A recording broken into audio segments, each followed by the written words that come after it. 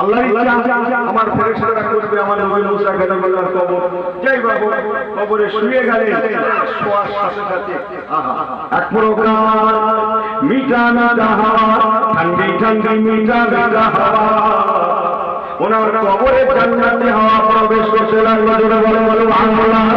ওনার কবর শরীফটা মাজার শরীফটা খুশবুদার হয়ে যায়।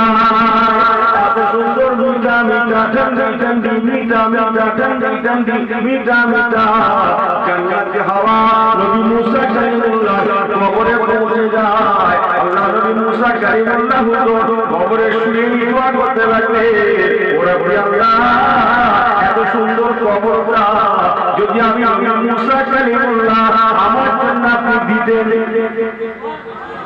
বড্ড জোরে হয়ে যাচ্ছে না? ভালো ভালো লাগে। আর তাহলে দায়িত্ব আমাকে দেন। সুবহানাল্লাহ মাশাআল্লাহ। হাসাহাসি করেন না। ওয়াজ করার দায়িত্ব আমার আর সুবহানাল্লাহ বলার দায়িত্ব তাহলে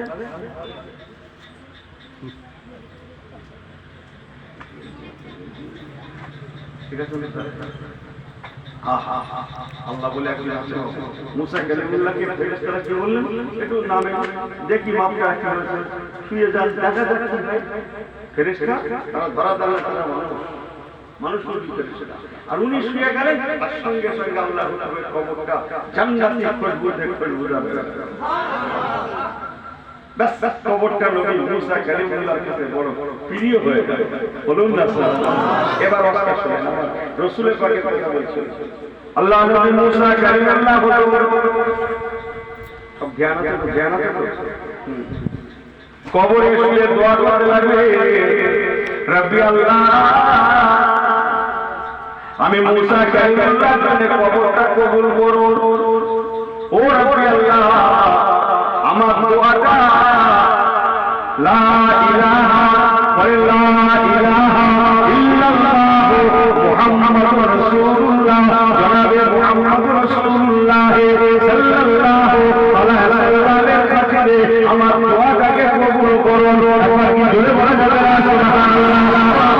কারে ভাইরা মুসা কালিমুল্লাহ নবী জলিলুল কদর পয়গম্বর বলে কথা আল্লাহ পাকের দরবারে আমার রাসূলুল্লাহ আমার নবীউল্লাহ আমার মদিনা ওয়ালা হাবিবুল্লাহ হুজুর ওসিলা দিয়ে দোয়া চাইছেন আল্লাহ আল্লাহ আল্লাহ আল্লাহ আল্লাহ আল্লাহ এই কবরটা যেন নবী মুহাম্মদ মুস্তাফা সাল্লাল্লাহু আলাইহি ওয়াসাল্লামের খাতিরে আমার জন্য কবুল হয়ে যায়।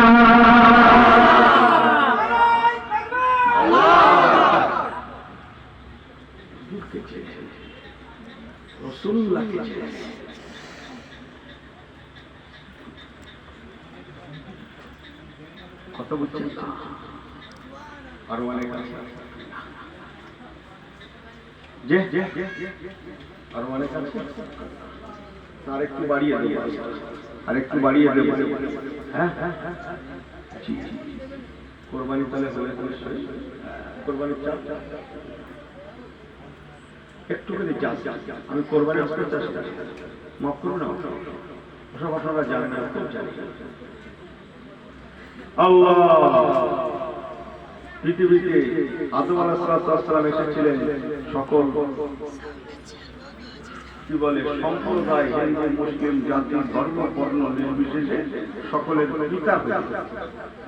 আর একজন নবী এসেছিলেন কেবল আমরা ঈমানদার আমাদের পিতা হয়ে ইব্রাহিম খলিল। বলুন